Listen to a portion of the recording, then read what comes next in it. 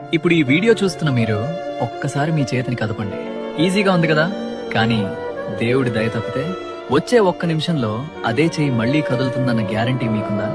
భయపెట్టట్లేదు మావా, నిజం చెప్తున్నా. పక్షవాతం అంటే చనిపోవడం కాదు, బతుకుండగానే శవంలా మారిపోవడం.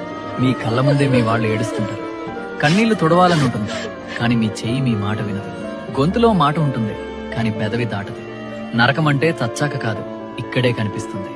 అసలు నిన్నటిదాకా సింహంలా ఉన్న మిమ్మల్ని ఈ రోజు ఇలా మంచానికి ఎవరు కట్టేశారు? ఎవరో కాదు, మీరే. మీరు తీసుకునే ఆ అనవసరమైన స్ట్రెస్, ఆ ఆవేశం, ఆ హై బీపీ, జాబ్ టెన్షన్, డబ్బుల బాధ, చిన్న చిన్న గొడవలు, ఇవేవి మీ ప్రాణం కంటే ఎక్కువ కాదు కదా? మీరు స్ట్రెస్ తీసుకున్న ప్రతిసారి మీ మెదడులో రక్తం ఒక సునామీలా ప్రవహిస్తుంది. ఆ ప్రెజర్ తట్టుకోలేక మీ మెదడులో ఒక సన్నని నరం ఫట్ మని తెగిపోతుంది. అంతే, స్విచ్ ఆగిపోయింది.